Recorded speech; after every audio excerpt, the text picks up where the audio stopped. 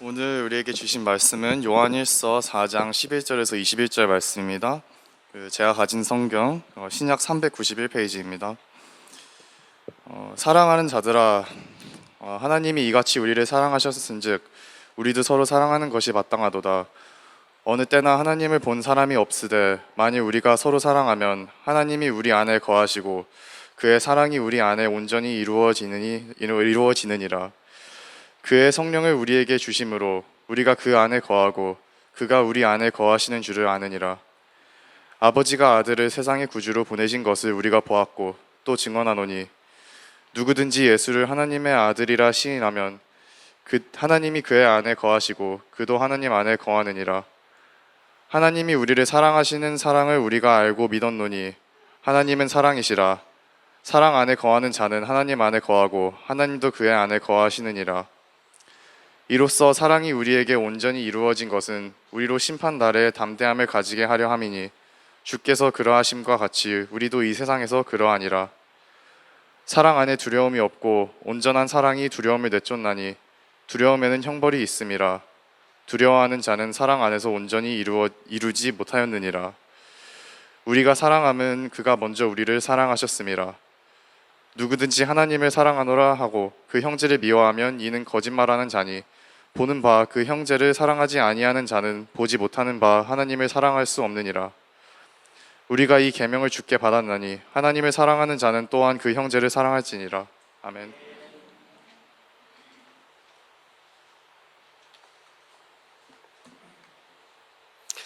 예, 반갑습니다. 오늘은 약 2020년 전에 예수님께서 이 땅에 탄생하신 성탄절입니다. 그래서 오늘은 예배 설교 시작 전에 한번 인사를 하면서 시작했으면 좋겠습니다. 옆 사람 바라보시면서 메리 크리스마스. 예, 메리 크리스마스. 예, 참 특별한 날인 것 같습니다. 특별한 날, 특별한 장소에서 예배를 드린다는 것이 참 귀한 것 같습니다.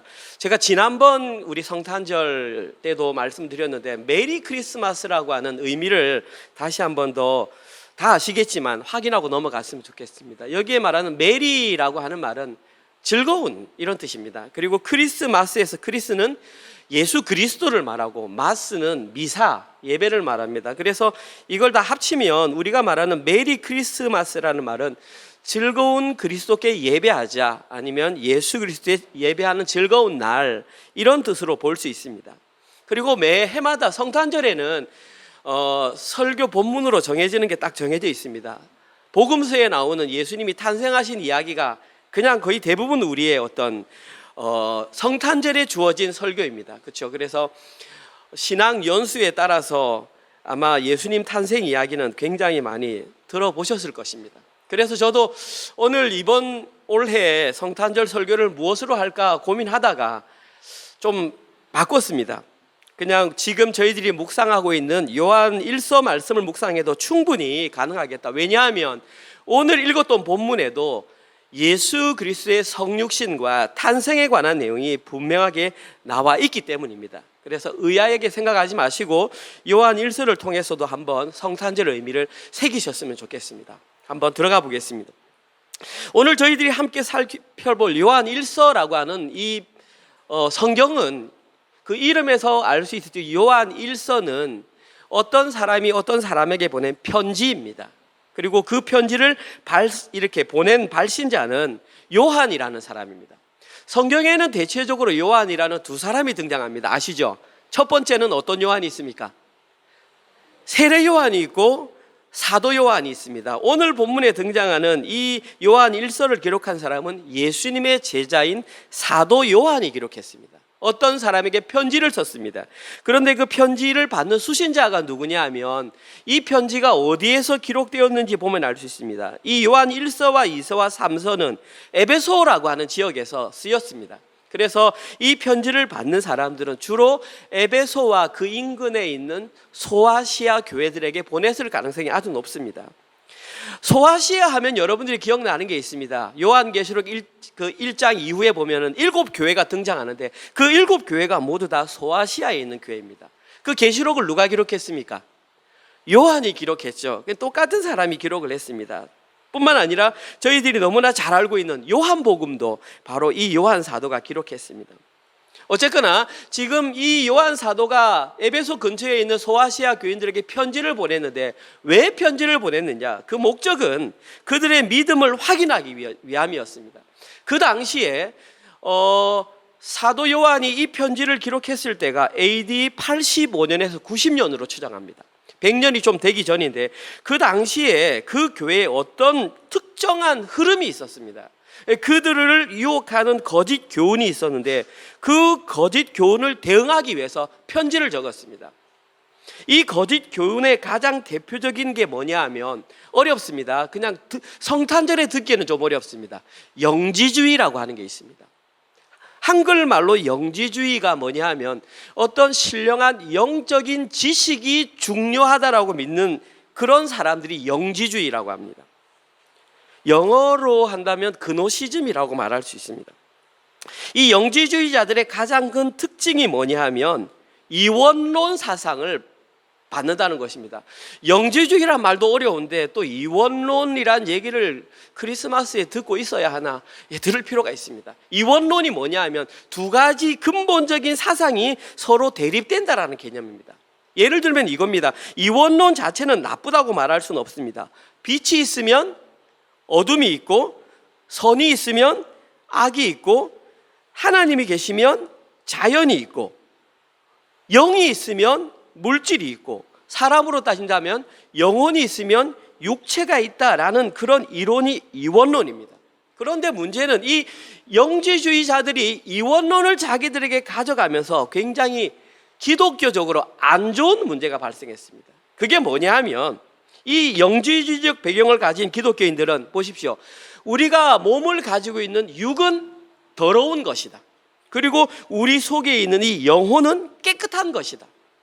그래서 그들은 신앙생활할 때 영적인 지식으로 고상한 것 이것만 하면 신앙생활 잘하는 것이고 이 몸은 아무렇게나 행동을 해도 된다라고 생각했던 사람들이 바로 이 사람들입니다. 어떤 문제가 발생하냐면 이론과 삶이 일치하지 않는 신앙생활이 바로 영지주의자들에게 발생한다는 사실입니다. 신학적으로 가장 큰 문제가 되는 것은 이 종교 지도자들이 신앙이 어린 사람들에게 잘못된 교리를 가르치는데 그 교리가 바로 뭐냐 하면 보십시오. 어떻게 거룩하신 하나님께서 인간의 더러운 몸을 입고 이 땅에 올 수 있느냐? 예수님께서 이 땅에 몸을 입고 온 걸 세 글자로 성육신이라고 합니다. 이들은 예수님의 성육신을 부인합니다. 제가 방금 말씀드렸지만 어떻게 거룩한 하나님이 이 더러운 인간의 몸을 입고 올 수 있느냐라고 주장합니다. 다시 말해서 그 당시의 영지주의자들은 성탄절을 그들의 기념일로 여기지 않는다라는 것입니다. 이유는 어떻게 거룩하신 하나님이신 예수님이 더러운 인간의 몸을 입고 오냐는 겁니다. 언뜻 들으면 신앙이 아주 좋은 것처럼 보이지만 그들의 사상은 기독교 전체적인 신앙을 부인하는 완전한 불신앙의 사람들입니다. 이런데 속으면 안 된다라는 것입니다. 이들은 자기가 믿고 싶은 대로 교리를 만들어서 신앙생활하는 것이죠. 이것을 경계해야 합니다. 그럼 이 시대에는 그런 사람들이 없느냐? 있습니다. 가장 대표적인 사람들이 구원파입니다. 이 시대의 구원파들은 자기들은 한 번 구원받았으면 영원히 천국에 갈 수 있기 때문에 나는 어떤 죄를 지어도 다 천국에 갈 수 있기 때문에 이 땅에서는 어떤 죄를 지어도 상관이 없다고 말합니다. 가장 비근한 예로 한국에 몇 년 전에 있었던 세월호 사건들의 주범들이 구원파들입니다. 그 선장이나 직원들은 전부 구원파를 믿는 사람들이었는데 세월호 배가 기울어 가는데 자기는 보트를 타고 도망가면서 죽어가는 300여 명의 학생들은 돌보지 않는 것이 나는 거기에 대해서 전혀 책임이 없다는 것입니다. 나는 거룩한 구원받은 그 지식이 있기 때문에 그들의 삶과 나는 전혀 관계가 없다라는 이처럼 어마무시한 잘못을 그들에게 경계된다는 것이죠. 자, 그러면 예수님의 성육신이 진짜 영지주의자들이 말하는 것처럼 이루어지지 않았을까? 그렇지 않다라는 사실입니다. 예수님의 성육신은 이미 구약시대에 확실하게 예언이 되어 있었습니다. 제가 그 증거를 보여드리겠습니다. 이사야서 7장 10절에서 14절입니다. 한번 들어보십시오. 여호와께서 또 아하스에게 말씀하여 이르시되 너는 아하스 왕은 네 하나님 여호와께 한 징조를 구하되 깊은 데서부터 높은 데서든지 구하라 하시니, 아하스 왕입니다. 아하스가 이르되 나는 구하지 아니하겠나이다. 나는 여호와를 시험하지 아니하겠나이다 한지라. 마치 굉장히 겸손한 것처럼 말하지만 이거는 겸손이 아닙니다. 이사야가 이르되 다윗의 집이여 원하건대 들을지어다. 너희가 사람을 괴롭히고서 그것을 작은 일로 여겨 또 나의 하나님을 괴롭히려 하느냐. 그러므로 주께서 친히 징조를 너에게 주실 것이라. 보라, 처녀가 잉태하여 아들을 낳을 것이요 그의 이름을 임마누엘이라 하리라. 이 여기에 등장하는 아하스 왕은 지금으로부터 예수님 당시에 그 이전으로부터 약 750년 전에 활동하던 왕이었습니다. 그런데 이 아하스 왕은 이스라엘에 기록된 왕 가운데에 악한 왕으로 기록되어 있습니다. 근데 여러분 생각해 보십시오. 지금 이 예수님이 오시기 750년 전에 그 당시의 최강대국은 아시리아였습니다. 보십시오. 아시리아가 그 당시 지역을 다 먹고 있는데 이 아하스 남유다의 왕이 보니까 우리나라도 먹히게 생긴 겁니다. 그런데 북이스라엘 그 위에 있는 아람 왕 여러 나라가 힘을 합쳐서 우리 아스루에 대항하자 그렇게 말했습니다. 그런데 남유다 왕이었던 아하스 왕은 나는 너희들과 합류 안 한다 하면서 어떻게 했냐면 따로 사신을 보내가지고 아수르 왕한테 뇌물을 주면서 우리를 좀 도와주십시오. 저 사람들을 공격해 주십시오라고 했습니다. 다시 말해서 국가를 위기에서 구한 왕이 아하스 왕입니다. 그런데 성경에는 그 왕을 악하다라고 했습니다. 왜 그랬을까요? 남유다가 위기에 처했을 때에 그는 아수르 왕에게 손을 내밀을 것이 아니라 누구에게 손을 내밀어야 했을까요? 하나님께 손을 내밀어야 했습니다. 하나님께 손을 내밀지 않았기 때문에 그가 국가의 위기 상황에 국가를 구했다 할지라도 성경은 그를 악한 왕이라고 했습니다. 이것은 철저한 불신앙입니다. 이성적인 사고, 합리적인 판단에 의하면 아하스 왕은 현명한 왕이었을지 모르지만 하나님의 입장에 보았을 때는 그는 악한 왕이었던 것입니다. 하나님께서는 그에게 돌이킬 기회를 주시기 위해서 징조를 구해라, 내가 그러면 나라를 다시 다스려 주겠다라고 말씀했지만 아하스 왕은 철저하게 하나님의 손길을 거부했습니다. 두 번째 거부한 사실입니다. 그때에 하나님께서 이사야 선지자를 통해서 오늘 보면 14절 읽었던 내용을 말씀해 주셨습니다. 주께서 친히 징조를 너희에게 주실 것이라. 처녀가 잉태하여 아들을 낳을 것이요 그 이름을 임마누엘이라 하리라. 내가 너희에게 진정으로 신뢰할 대상을 보내주겠다. 그런데 그 사람은 처녀의 몸에서 태어날 것인데 그의 이름이 임마누엘이 될 것이다 라고 예언을 했습니다. 그러면 예언이 사실이 되기 위해서는 실현이 되어야 합니다. 이것이 어디에서 실현되었느냐? 마태복음 1장 21절에서 23절 신약입니다. 예수님이 태어난 이후에 마태가 기록한 성경에 이렇게 되어 있습니다. 아들을 낳으리니 그 이름을 예수라 하라. 이는 그가 자기 백성을 그들의 죄에서 구원할 자이심이라 하니라. 이 모든 일이 된 것은 주께서 선지자 이사야입니다. 하신 말씀을 이루려 하심이니 이르시되 보라, 처녀가 잉태하여 아들을 낳을 것이요 그의 이름은 임마누엘이라 하리라. 이사야 말씀과 똑같습니다. 그런데 뒤에 해석이 나옵니다. 하셨으니 이를 번역한즉 하나님이 우리와 함께 계시다 함이라. 750년 전에 이사야에게 예언됐던 말이 마태를 통해서 정확하게 지금 여기에 기록되어 있다는 것입니다. 예수님은 처녀의 몸을 입고 이 땅에 오셔서 그 이름을 임마누엘, 하나님께서 우리와 함께 하신다라는 이름을 갖게 되었습니다. 다시 말해서 예수님은 성육신 하셔서 이 땅 가운데 오셨다라는 사실입니다. 예수 믿는다는 것은 단순히 영적인 지식으로 나 그분을 알아요 말하는 것이 아니라 실제로 몸을 입고 오신 성육신 하신 예수님을 믿는 것입니다. 다시 말해서 영지주의자들이 주장했던 성육신과 관련된 모든 내용은 거짓말이라는 사실입니다. 요한 1서에서 3장에서 우리가 묵상했지만 그들의 길을 가인의 길이다 그랬습니다. 이 가인의 길은 사탄의 길을 의미하는 것입니다. 그리고 그 이름이 바로 임마누엘, 하나님께서 우리와 함께 하신다. 성탄절의 의미는 우리와 함께 하시는 그 예수님이 오늘 이 자리에 임하셨다는 것을 알려주는 날이 성탄절입니다. 왜 성탄절을 해마다 지키느냐? 자꾸 까먹으니까. 예수님이 우리와 함께 하시기 위해서 이 자리에 오셨다는 사실을 까먹기 때문에 1년마다 한 번씩 돌아올 때마다 성탄절을 기억해 하시면서 성신하신 하나님을 내가 너희에게 보내주셨어. 너희들은 세상의 힘을 의지하실 것이 아니라 보이지 않는 하나님을 믿어야 돼 라는 사실을 알려주기 위해서 우리에게 성탄절을 보내주신 것입니다. 이런 차원에서 본다면 예수님은 인류의 가장 아름다운 선물입니다.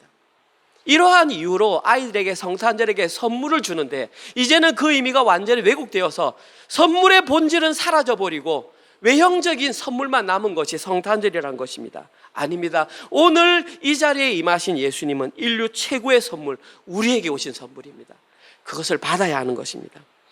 오늘 본문으로 들어가기 전에 한 가지만 더 언급하고 넘어가겠습니다. 그러면 이 예수님은 어떠한 모습으로 오셨을까요? 누가복음 2장 4절에서 7절의 내용입니다. 요셉도 다윗의 집 족속이므로 갈릴리 나사렛 동네에서 우리를 향하여 베들레헴이라 하는 다윗의 동네로 그 약혼한 마리아와 함께 호적하러 올라가니 마리아가 이미 잉태하였더라. 거기 있을 때에 해산할 날이 차서 첫 아들을 낳아 강보를 싸서 구유에 누이었으니 이는 여관에 있을 곳이 없음이러라. 예수님께서는 다윗의 후손으로 오셨습니다. 다윗의 고향은 베들레헴이었습니다. 그러니까 로마 황제의 명령에 의해서 호적을 하러 고향 베들레헴으로 가야만 했습니다. 그런데 그곳에는 이미 너무나 많은 사람들이 와 있었기 때문에 요셉과 마리아가 머물 만한 방이 없었습니다. 그래서 찾은 곳이 어디냐 하면 베들레헴에 있는 한 여관의 마구간에 들어가게 됐습니다. 마구간에 들어가는 순간 우리 이 마리아가 진통을 느껴서 아이를 낳아야 했습니다. 그런데 아이를 누울 곳이 없으니까 어디에 누였다고 했냐면 구유에 누였다고 했습니다. 여러분, 구유가 어디냐면 말 먹이통, 소 먹이통입니다. 그러면 보십시오. 예수님이 태어난 곳이 이곳이다. 그래서 이 소먹이통을 깨끗하게 치워서 놔둔 것이 아니라 오늘 저녁까지 바로 소가 먹던 그 말 먹이통에 예수님을 누웠다는 얘기입니다. 일반적인 사람이 태어나도 그렇게 할 수 없는데 하나님이신 예수님이 태어났는데 예수님을 그 말 먹이통에 누웠다는 것입니다. 여러분, 이것이 요셉과 마리아가 길을 찾다가 누일 곳이 없어서 우연히 그렇게 되었을까요? 아닙니다. 하나님께서는 의도적으로 하나님이신 예수님이 인간의 몸을 입고 오셨을 때에 도달하는 곳을 그 마구간에 있는 말구유통으로 낳도록 허락하셨던 것입니다. 하나님의 의도와 계획과 섭리가 거기에 들어있었다는 것입니다. 그러면 왜 하나님께서는 예수님을 그 누추한 곳에 누일 수 있도록 허락하셨냐? 이 이유가 중요합니다. 저는 두 가지 이유라고 생각합니다. 첫 번째 이유는 예수님은 세상과 다른 왕이기 때문입니다. 예수님이 이 땅에 자기 백성을 구원하러 오셨습니다. 하지만 예수님은 세상 사람들이 생각하는 그런 종류의 왕이 아니십니다. 예수님은 이 땅에 오신 겸손의 왕이십니다. 이러한 이유로 가장 낮고 낮은 여관의 마구간, 그것도 마구간의 가장 낮은 말들이 먹는 그 먹이통에 나셨다는 것입니다. 하나의 상징이고 하나의 징표입니다. 뿐만 아닙니다. 예수님은 마지막 돌아가시는 순간에도 가장 겸손한 자의 모습으로 돌아가셨습니다. 마가복음 11장 1절 2절에 있는 내용입니다. 그들이 예루살렘에 가까이 와서 감난산 벳바게와 베다니에 이르렀을 때에 예수께서 제자 둘을 보내시며 이르시되 너희는 맞은편 마을로 가라. 그리고 들어가면 곧 아무도 타보지 않은 나귀 새끼가 매어 있는 것을 보리니 풀어 끌고 오라. 이 장면은 예수님이 십자가에 달려 돌아가신 장면입니다. 이제 일주일 후면 예수님은 십자가에 달려서 돌아가십니다. 그때 사람들은 호산나 호산나 왕이여 나를 구원하소서 말을 했는데 웃깁니다. 왕이면 말을 타고 가야 되는데 말을 탄 것도 아니고 괜찮습니다. 그러면 나귀를 탔습니다. 나귀를 타면 어른 나귀를 타면 그나마 모양은 괜찮습니다. 그런데 오늘 본문에 보면 나귀 새끼를 탔다고 그랬습니다. 여러분, 나귀 새끼는 실제로 저와 같은 성인이 딱 탔을 때는 내 발이 바닥에 닿습니다. 예수님은 보십시오. 나귀 새끼를 탔는데 예수님의 발이 이렇게 바닥에 대해서 이런 모습으로 예루살렘에 입성하셨다라는 것입니다. 이게 좀 이해가 되십니까? 아무리 우리가 성경을 그렇다 이해를 하려고 해도 이건 좀 이해가 되지 않지 않습니까? 이것도 마찬가지로 구약에 이 내용이 예언되어 있었기 때문입니다. 스가랴 9장 9절입니다.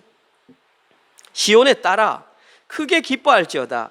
예루살렘에 따라 즐거이 부를지어다. 보라, 네 왕이 내게 임하시니 그는 공의로우시며 구원을 베푸시며 겸손하셔서 나귀를 타시나니 나귀의 작은 것 곧 나귀 새끼니라. 스가랴 선지자가 이것을 예언했고 예수님께서는 실제로 그 일을 이루셨다라는 것입니다. 말 구유에 나셨으며 나귀 새끼처럼 엉거주춤하게 하실 수밖에 없었던 것은 겸손한 왕으로 오신 그 하나님을 징표로 나타내기 위한 것입니다. 하나님의 철저한 섭리와 계획에 의한 것입니다. 다음으로 예수님께서 구유에 태어나셔야만 했던 두 번째 이유는 세상 사람들이 예수님을 알아보지 못하도록 하기 위함이었습니다. 그 당시 유대인들은 로마 사람들로부터 굉장한 압제를 받고 있었습니다. 그래서 그들은 자기들을 구원해 줄 정치적인 메시아를 기다리고 있었습니다. 이때에 예수님이 보십시오. 짜자잔 하고 왕궁에서 태어났다면 모든 사람들이 예수님 앞에 무릎을 꿇고 예수님이 뭐라고 시켜도 다 따라했을 것입니다. 실제로 예수님께서 수많은 이적과 기사를 일으켰을 때에 많은 사람들은 예수님을 믿고 따랐습니다. 과연 그들이 예수님을 믿고 따른 것이 진정으로 예수님을 믿고 따른 것일까요? 그렇지 않습니다. 그들은 예수님으로부터 얻을 수 있는 결과물을 보고 따른 것이지 예수님을 진짜로 믿고 따른 것이 아닙니다. 예수님을 진짜 믿는 사람과 예수님으로부터 오는 결과물을 믿는 사람은 전혀 다른 사람입니다. 교회 안에는 그 두 부류가 다 포함되어 있습니다. 우리 사람의 눈으로는 잘 알 수 없습니다. 마치 오늘 본문에 기록된 영지주의자들처럼 우리는 누가 진짜 진정으로 예수를 믿는 사람인지 모릅니다.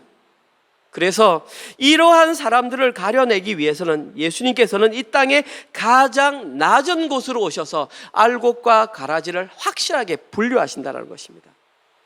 진짜 하나님의 백성들만 가장 낮은 곳으로 임하신 예수님을 알아본다라는 것입니다. 자, 이제 우리에게는 키가 넘어왔습니다. 여러분들은 오늘 겸손한 왕으로 오신 예수님을 알아보고 계십니까? 아멘. 어린 시절부터 예수님 옆에서 제자로 따라다녔던 사도 요한은 그것을 확실히 알았습니다. 우여곡절이 많았지만 사도 요한은 겸손한 왕으로 오신 예수님을 알아보았습니다. 그런데 그가 어른이 되어서 백발 노인이 되어서 교회의 장로 지도자가 되어서 교회를 바라보니 교회에는 이상한 사람들이 들어와서 요한이 가르치지 않은 겸손한 왕으로 오신 그 예수님을 가르치지 않는 이상한 사람들이 돌아다니는 것입니다. 그래서 그들에게 바른 가르침을 주기 위해서 편지를 적었습니다. 그 편지가 바로 요한 1서였던 것입니다. 오늘은 요한 1서 편지 부분의 결론입니다. 이제 마지막 결론입니다. 편지를 막 쓰면서 마지막 결론에 뭐라고 했냐면 겸손한 왕으로 예수님을 알아볼 수 있는 아주 중요한 내용을 알려주고 있습니다. 만약에 이 내용을 너희들이 알고 그대로 살아간다면 여러분들은 겸손한 왕으로 오신 예수님을 알아보는 사람들이 맞다라고 하나의 어떤 표시를 해주고 있습니다. 그 내용이 오늘 본문입니다. 그 내용이 뭐냐 하면 오늘 설교 제목인 서로 사랑하는 것입니다. 오늘 설교가 서로 사랑하라 아닙니까? 그럼 서로 사랑하는 모습을 보면 이것이 겸손한 왕으로 오신 예수님을 알아보느냐 알아보지 못하느냐의 기준점이 됩니다. 자, 이제 제 설교를 여기까지 들었으면 이제 보십시오. 아, 그러면 서로 사랑해야 된다고요? 알겠습니다. 제가 나가서 이제 서로 사랑하겠습니다. 내가 이 형제도 사랑하고 이 형제도 사랑하고 이렇게 하겠습니다. 결단하자고 말하는 것이 아닙니다. 우리의 힘으로는 결코 사랑할 수가 없습니다. 사도 요한은 지금 우리에게 그걸 알려주고 있는 것입니다. 이 설교를 들었으니까 나가서 이제 우리가 서로 사랑하자라고 말하는 것은 의미가 없다라는 사실입니다. 오늘 본문 한번 들어가 보겠습니다. 11절과 12절. 여러분이 한번 들어보십시오. 사랑하는 자들아, 하나님이 이같이 우리를 사랑하였은즉 우리도 서로 사랑하는 것이 마땅하도다. 12절. 어느 때나 하나님을 본 사람이 없으되 겸손한 왕으로 오신 예수님을 알아보는 사람들이 없다. 그런데 만일 우리가 서로 사랑한다면 하나님이 우리 안에 거하시고 그분의 사랑이 우리 안에 온전히 이루어진다. 여러분들이 사랑한다면 겸손하신 왕을 알아볼 수 있다라는 것입니다. 12절이 그렇게 말하고 있습니다. 자, 그런데 중요한 것은 우리의 뜻대로 되는 것이 아니라 그 근거가 11절에 기록되어 있습니다. 11절에 보시면 사랑하는 자들아, 하나님이 이같이 우리를 사랑하셨은즉, 하나님께서 먼저 우리를 사랑하셨은즉 우리가 그것을 우리의 것으로 받으면 사랑할 수 있다는 것입니다. 하나님께서, 사도 요한이 말했던 하나님께서 먼저 우리를 사랑해 준 이 같은 사랑을 경험한 사람만 서로 사랑할 수 있다는 것입니다. 아무리 제 설교를 듣고 뛰어나가서 서로 사랑하자 해도 안 된다는 것입니다. 먼저 하나님이 우리에게 베풀어 주신 그 사랑을 자기의 것으로 받아들인 사람만 사랑할 수 있다는 것입니다. 그러면 도대체 무엇을 우리에게 먼저 이같이 사랑해 주셨을까요? 이것을 알면 이제 우리도 사랑할 수 있지 않습니까? 그것이 어디에 기록되어 있냐면 어저께 본문입니다. 요한일서 4장 9절과 10절에 사도 요한은 명확하게 기록했습니다. 9절과 10절. 하나님의 사랑이 우리에게 이렇게 나타난 배가 되었는데, 성경에 나와 있는데요, 하나님이 자기의 독생자를 세상에 보내심은, 하나님께서 자기의 독생자를 보내셨다는 것은 성육신 하신 것을 실제로 믿는다면 그로 말미암아 우리를 살리려 하신다.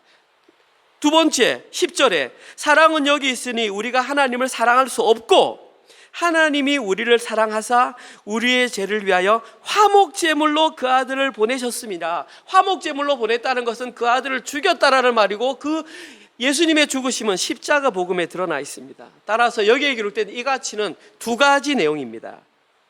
첫 번째 이 가치에 해당하는 것은 예수님의 성육신 사건을 알고 믿음으로 받아들이는 그 사람만 겸손한 왕을 알아보고 서로 사랑할 수 있다는 것입니다. 하나님께서는 독생자이신 예수님을 이 땅에 보내주셨습니다. 그런데 우리는 삼위일체 교리를 믿습니다. 하나님 원래 한 분이십니다. 그러나 세 인격이 있습니다. 성부 하나님, 성자 예수님, 성령 하나님, 이렇게 세 분이 있습니다. 이 세 인격이 있고 우리는 한 분 하나님을 믿습니다. 원래는 하나였다는 것입니다. 그런데 자기 백성을 구원하시기 위해서 예수님과 인간의 몸을 입히시고 이 땅에 보내주셨습니다. 들어보십시오. 그럴 수 있구나. 그럴 수 있구나. 그런 것이 아니라는 말입니다. 원래 하나였던 존재가 따로 떨어질 때에는 거기에는 수많은 고통과 아픔이 따른다는 것입니다. 그 무엇으로도 표현할 수 없는 그런 아픔이 동반된다는 것입니다. 지금 하나님께서는 그 모든 고통과 아픔을 참으시고 오늘 예수 그리스도를 인간의 몸을 입혀서 이 땅에 보내셨다는 것입니다. 이것이 인류의 가장 위대한 역사적인 사건, 성육신인 것입니다. 안 와닿죠? 한번 결혼해 보시고 내 자녀가 있는데, 지금 여기에서 가장 어린 자녀가 우리 주아인데, 만약에 주아 아빠가 주아를 낳았는데 이 주아를 만약에, 예를 든 겁니다, 만약에 의도적으로 어떤 빈민굴에 넣을 수밖에 없어. 넣어서 그 아이가 자랐을 때는 다시 찾는데 그 아이를 빈민굴에 어떻게 자랄지도 모르는 세상의 가장 낮은 곳으로 보내는 아버지의 마음이 어떠할까요? 그럴 수 있겠구나라고 말하시겠습니까? 나는 아직 아이를 안 낳아봤으니까 모르겠다 말하겠습니까? 그 아픔과 고통은 그렇게 해보지 않은 사람은 알 수 없다는 것입니다. 하나님은 지금 우리를 구원하시기 위해서 그 일을 진행하셨다는 것입니다. 여기에 해당하는 두 번째 이 가치는 예수님을 화목제물로 삼으셨다는 것입니다. 예수님께서 화목제물이 되어 돌아가신 것은 예수님의 십자가 사건을 의미합니다. 마찬가지입니다. 예수님의 십자가 사건 또한 하나님의 계획이었지만 예수님의 자발적인 순종이 없이는 불가능한 사건이었습니다. 성경에는 예수님의 마음과 비견될 수 있는 하나의 예를 주셨는데 그게 뭐냐 하면 아브라함이 이삭을 죽이기 위해서 모리아 산으로 끌고 갈 때 모습입니다. 이삭은 자기가 죽게 될 나무 짐을 지고 갔습니다. 이 모습은 예수님께서 십자가를 지고 골고다에 올라가는 것을 상징적으로 표현한 것입니다. 그때에 이 이삭은 자기가 실제로 죽을지는 몰랐지만 양이 없는 것을 이상하게 여기고 올라갔습니다. 마찬가지입니다. 기꺼이 예수님께서는 십자가 위에서 자기의 목숨을 버리셨습니다. 이 사건 역시도 이 세상의 어떤 것으로도 표현할 수 없는 고통이 동반되는 것입니다. 예수님께서 이러한 선택을 하셨던 이유는 단 하나, 그것은 바로 자기 백성을 사랑하셔서 구원하기 위함이었습니다. 자기 백성이라고 생각하는 우리 존재가 과연 그만큼 가치가 있는 존재일까요? 여러분들은 여러분들을 누구라고 생각하십니까? 저는 인간을 걸어 다니는 죄 덩어리라고 생각합니다. 걸어 다니는 죄 덩어리인 존재인 우리를 위하여 하나님께서는 독생자를 이 땅에 보내주셨고 예수님께서는 친히 십자가를 지셨습니다. 이것을 아는 사람만 겸손의 왕을 알아볼 수 있다는 것입니다. 저는 이러한 두 가지 사건을 단 한마디로 하나님의 권리 포기라고 말하고 싶습니다. 하나님께서는 스스로 누릴 수 있는 모든 권리를 우리를 위해서 포기하셨다는 것입니다. 이것을 경험한 사람들만 이 땅을 살아갈 때에 서로 사랑할 수 있다는 것입니다. 성탄절은 바로 하나님께서 자신의 모든 권리를 포기하기로 선포한 날이 성탄절이고 오늘 바로 그 일이 실현되었습니다. 결국 하나님의 권리 포기의 의미를 온전히 아는 사람들만 이 땅 가운데에 서로 사랑할 수 있다는 것입니다. 서로 사랑은 결코 우리의 노력으로 이루어질 수 없습니다. 오늘 본문에는 계속 이렇게 말하고 있습니다. 사도 요한은 오늘 본문에서 하나님의 사랑을 아는 자들은 서로 사랑하는 것이 마땅하다. 여기에서 말하는 마땅하다는 예전에 게임에 있을 때 당연하지가 아닙니다. 여기에서 기록된 마땅하다의 원래 뜻은 빚지다입니다. 갚아야 될 의무가 있다 이 말입니다. 빚졌는데 갚을 의무가 있다. 그래서 당연히 갚아야 한다. 그래서 한글 성경은 마땅하다라고 의역을 했던 것입니다. 이것을 제대로 번역하려면 하나님의 권리 포기를 경험한 사람은 다른 사람들을 향하여 사랑의 빚을 졌기 때문에 다른 사람에게 그 빚을 갚아야 한다 이런 뜻입니다. 그리고 사랑의 빚을 갚는 그 사람만 하나님 사랑 안에서 온전해진다. 여기서도 문제가 발생합니다. 그러면 우리가 그 사랑을 받았기 때문에 누군가에게 사랑을 베풀면 과연 그 사랑이 온전해질 수 있을까요? 결론적으로 말하면 우리에게는 온전이라는 단어는 쓰일 수가 없습니다. 그런데 왜 오늘 본문에는 이 온전이 이루어진다라고 말을 했을까요? 이 온전하다도 마찬가지입니다. 여기서 온전하다는 완전하다가 아닙니다. 여기서 기록된 온전하다는 완성하다, 수행하다, 이루다, 끝내다라는 뜻입니다. 다시 말해서 오늘 본문에 기록된 온전하게 되었다라는 말은 어떤 일이 완성되었다, 어떤 일이 목표에 이르렀다, 어떤 일이 목표에 이름으로 그에 합당한 열매가 맺혔다라는 뜻이지 그것이 완벽하게 이루어졌다는 것은 아닙니다. 사람에게 완벽한 건 없습니다. 목표에 이르러서 합당한 열매가 맺혔다. 하나님의 권리 포기를 경험하고 서로 사랑하는 자에게는 그에 합당한 열매가 맺힌다. 오늘 본문에는 몇 가지 열매가 맺힌다고 했습니까? 3가지 열매가 맺혔습니다. 근데 이게 본문에 나가면 이제 여러분들이 피곤해지기 시작합니다. 시간도 이제 5분밖에 안 남았습니다. 오늘은 특별한 날이기 때문에 이 3가지를 못합니다. 그냥 제가 본문 못 읽습니다. 본문 설명 못 드립니다. 양해하시고 3가지만 제가 알려드리겠습니다. 오늘 사랑하는 자들이 맺을 수 있는 첫 번째 열매는 13절, 14절, 15절에 기록되어 있습니다. 이것을 한마디로 요약하면 성령의 내주하심입니다. 하나님의 권리 포기를 경험한 사람이 맺을 수 있는 첫 번째 열매는 성령의 내주하심. 성령의 내주하심이란 성령이 우리 마음속에 찾아와셔서 함께 한다 이 말입니다. 임마누엘의 다른 말이라고 할 수 있습니다. 자, 그리고 오늘 본문에는 이 성령의 내주하심과 관련해서 꼭 알아야 되는 한 가지가, 만약에 어떤 사람의 마음에 성령님이 딱 자리를 잡으시면 이런 현상이 발생합니다. 예수님을 하나님의 아들로 시인한다, 그렇게 나와 있습니다. 성경을 보시면 나와 있습니다. 15절입니다. 여기에서 말하는 시인하다라는 말은 입술로만 고백하는 시인을 말하는 것이 아닙니다. 여기서 말하는 시인하다는 전 인격을 통해서 예수님의 권세 아래 무릎 꿇고 순종하는 것까지 시인하다 말합니다. 당신 이 복음 믿습니까? 예, 내가 이 복음 믿습니다. 당신은 오늘 밤 구원받았습니다 라고 아무도 말할 수 없습니다. 그 사람이 구원받은 것이 증명되는 것은 그렇게 입술로 고백하고 그들의 삶을 통해서 예수님의 권세 아래 무릎을 꿇었을 때에 아, 당신은 진짜 하나님을 믿는 자가 맞군요 라고 표현하는 것이지, 입으로만 말하는 것은 마음이 없어도 말할 수 있습니다. 여러분들이 여기에 대한 분명한 선을 가지셔야 합니다. 그래서 전인격적인 것을 통해서 예수님의 권세 아래 무릎을 꿇을 때에, 순종할 때에 우리는 그것을 시인한다, 그렇게 말합니다. 성령님이 그 마음속에 들어가 계셔서 성령님과 함께 거하는 자들에게는 반드시 이런 현상이 발생하게 되어 있습니다. 첫 번째 열매가 뭐라고 그랬습니까? 성령의 내주하심. 두 번째 열매는 담대함입니다. 16절, 17절, 18절에 기록되어 있습니다. 마찬가지로 읽을 시간이 없기 때문에 생략합니다. 두 번째 제목은 담대함입니다. 그런데 무엇에 대한 담대함이냐 하면 마지막 심판날에 대한 담대함입니다.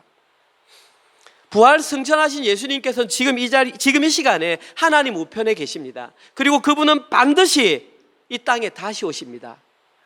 이것을 인식하며 사는 것을 우리는 종말 신앙이라고 합니다. 예수님께서 이 땅에 다시 오실 때에는 모든 인류는 예수님 앞에 서게 되어 있습니다. 심판을 받게 되어 있습니다. 어떤 사람은 영벌의 심판을 받게 되어 있고 어떤 사람은 영생의 심판을 받게 되어 있습니다. 여기에 예외는 아무도 없습니다. 그냥 영벌 아니면 영생의 심판입니다.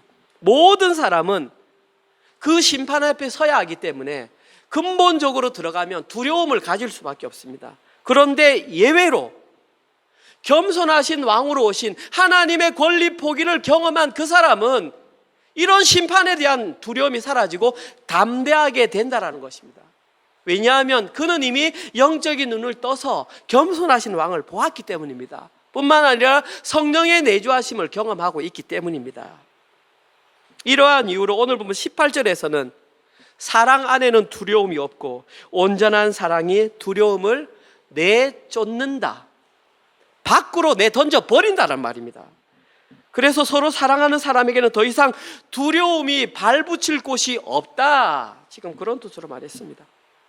마지막 세 번째, 이들이 맺을 수 있는 열매는 형제 사랑입니다. 오늘 본문 20절 21절에 나와 있습니다. 특별히 이 형제 사랑은 하나님의 권리 포기를 경험한 사람들이 맺을 수 있는 가장 확실하고 빠른 열매. 그래서 형제 사랑을 하고 있는가만 보면 이 사람이 진짜 권리 포기를 한 그 하나님을 경험했다라고 볼 수 있습니다. 쉽게 말하면 이 사람이 진짜 하나님의 사람인지 아닌지를 구별할 수 있는 시금석, 진짜 금인지 아닌지 구별할 수 있는 그 돌처럼 진짜 이 사람이 하나님을 믿는 사람인지 아닌지 구별할 수 있는 것은 형제를 사랑하는가 사랑하지 않는가 보면 됩니다. 제가 설교 시간에 이런 얘기를 자꾸 드려서 죄송합니다. 여러분에게 해당하는 내용은 아닙니다. 여러분은 다 잘하고 계십니다. 혹여나 여러분 보고 봉사하지 말라는 것이 아니라 봉사도 하시고 잘 하십시오. 그런데 잘못 알고 계시는 분일까 봐 제가 또 언급합니다. 그 사람이 아무리 교회에서 중요한 역할을 하고 아무리 중요한 직분을 맡고 교회에 다닌 지가 오래되었고 아무리 교회에 큰 공헌을 한다 할지라도 그 사람이 형제 사랑을 하지 않으면 그 사람은 하나님의 사랑을 온전히 이룬 사람이 아닙니다. 반대로 얘기해 볼까요? 그 사람이 교회에서 중요한 직분을 맡지 않았습니다. 그리고 심지어 교회 나온 지도 얼마 안 됐습니다. 교회에서 큰 일도 안 합니다. 그런데 만약에 그 사람이 형제를 사랑한다면 그 사람은 하나님의 권리 포기를 경험한 자가 맞을 가능성이 아주 높습니다. 그런데 저희들은 이러한 하나님의 권리 포기를 경험한 사람들, 이들이 맺을 수 있는 이 세 가지 열매가 언제 맺히는지를 한번 확인해 볼 필요가 있습니다. 이것은 성경이 기록된 이후에 쭉 역사적으로 계속 공통적으로 발생했던 사건입니다. 언제 이 세 가지 열매가 맺히느냐? 그것은 바로 부흥 뒤에는 반드시 세 가지 열매가 맺힌다라는 것입니다. 리바이벌입니다. 지금 온 세계는 한류로 굉장히 뜨겁습니다. 그래서 심지어 호주에서도 이제 저희들이 한국 사람이다 그러면 위상이 굉장히 많이 높아졌습니다. K-팝이 가장 큰 영향을 했고 K-드라마도 큰 영향을 했겠죠. 그러나 실제로 K-팝의 원조는 그때가 아니라 훨씬 이전입니다. 지금으로부터 120년 전에 어떤 일이 있었냐면 한국에 1907년에 북한의 평양에서 평양 대부흥 운동이 일어났습니다. 이 평양 대부흥 운동이 일어나가지고 그 평양에 있는 시내에 있는 사람들에게 굉장히 큰 삶의 변화가 일어났습니다. 그들의 삶의 변화가 얼마나 크게 일어났는지 그 당시에 있던 선교사님들과 외국의 기자들이 딱 자기 모국에 편지를 썼습니다. 편지를 쓰고 신문에다가 나서 한국에 이상한 일이 발생했다. 지금 한국에 진짜 이상한 일이 발생했다. 그래서 기독교를 믿는 모든 사람들은 120년 전에 한국을 주목했습니다. 그때가 최초의 한류입니다.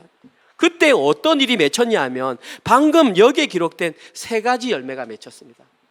1907년 평양 대부흥 운동은 1907년 1월 달에 일어났습니다. 그런데 그 일이 일어났고 일어나는 동시에 거의 대부분의 사람들이 그 자리에 참여한 대부분의 사람들이 성령의 내주하심을 경험했습니다. 두 번째, 그들 참석한 사람들의 대부분이 심판에 대한 두려움이 사라져서 보이는 사람마다 하나님 나라와 영생과 십자가 복음을 증거하기 시작했습니다.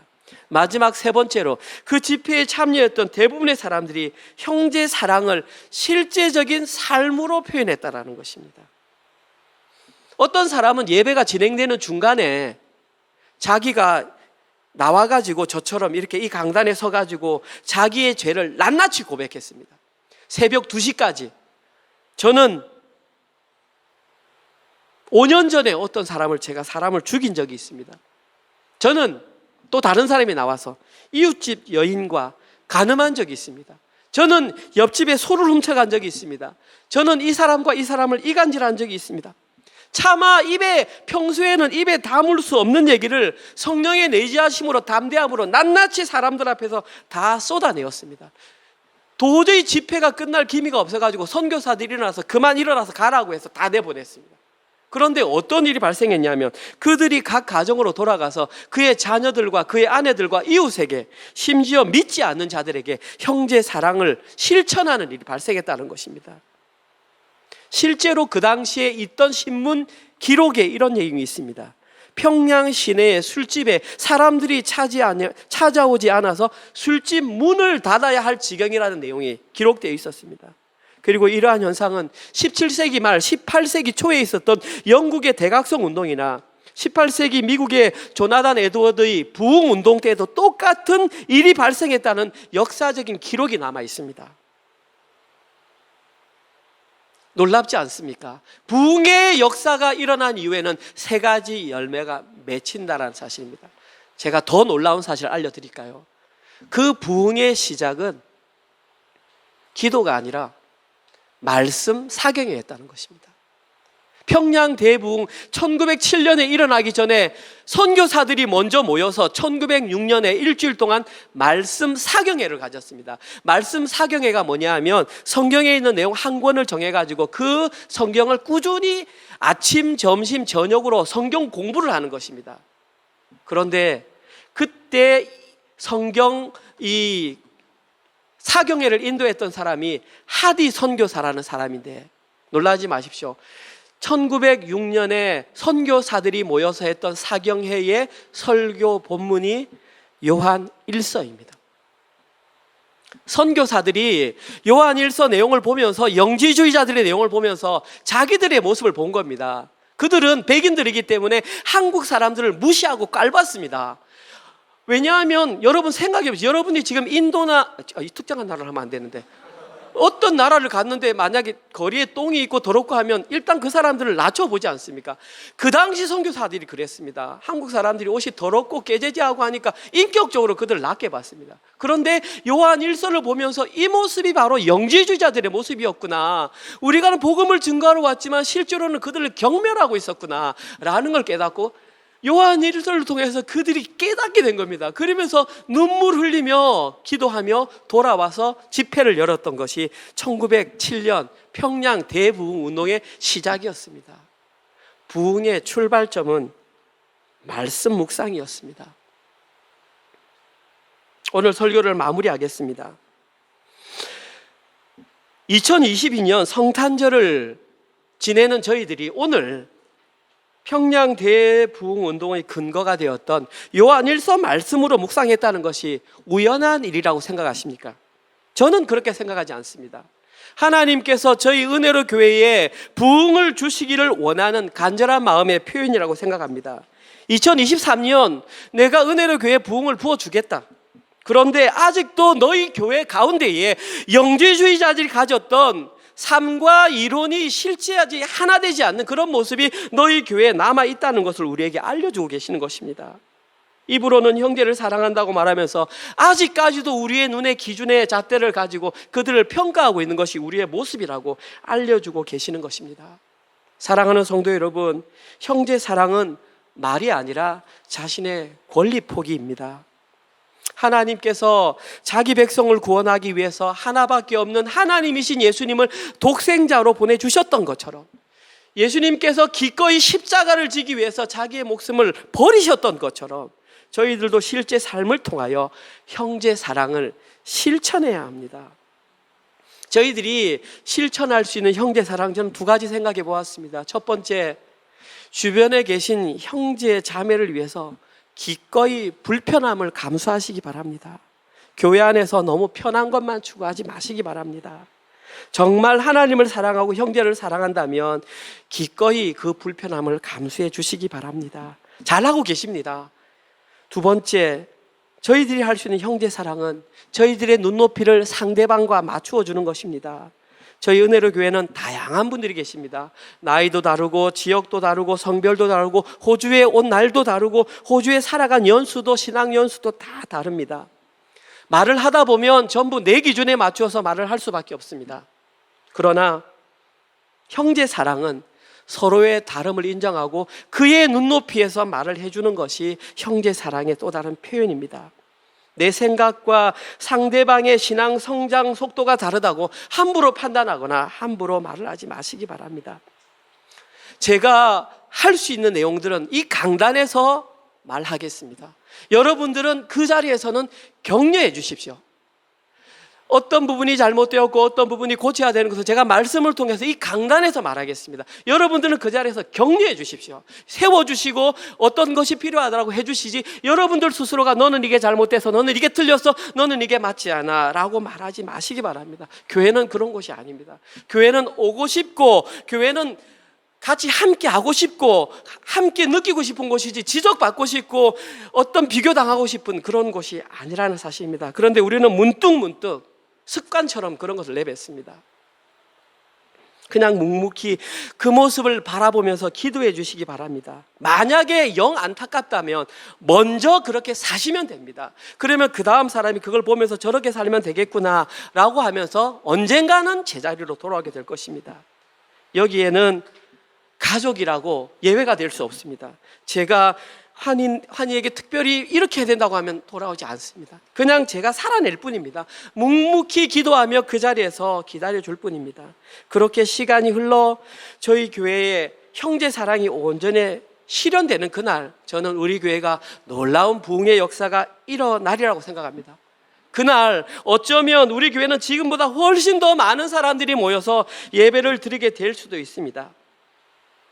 그때 가서 엉뚱한 대장 노릇 하지 않기 위해서는 교회가 분열되지 않기 위해서는 지금 오늘 이 시간 형제 사랑이 무엇인지를 우리가 알고 살아내야 합니다. 그때 그들이 와서 그렇게 하는 건 늦습니다. 지금 사람이 적을 때 그렇게 살아낼 때 또 다른 나와 다른 사람이 우리에게 왔을 때 품을 수 있고 한 교회가 되는 것입니다. 그렇지 않으면 또 교회는 쪼개집니다. 나는 판단자에 쓰고 저 사람은 내 시각에 비교 대상이 된다면 교회는 결코 하나가 될 수가 없고 하나님께서는 은혜로 교회에 부흥을 허락하지 않습니다. 바로 오늘 이 성탄절날 2022년 결단하시고 새롭게 2023년을 맞이하시는 모든 분들 되시기를 주님의 이름으로 축원드립니다. 아멘. 하나님, 2022년 성탄절을 저에게 허락하심을 참으로 감사합니다. 오늘 예배를 통하여 요한 1서에 기록된 또 하나님의 마음을 깨닫게 하시니 참으로 감사합니다.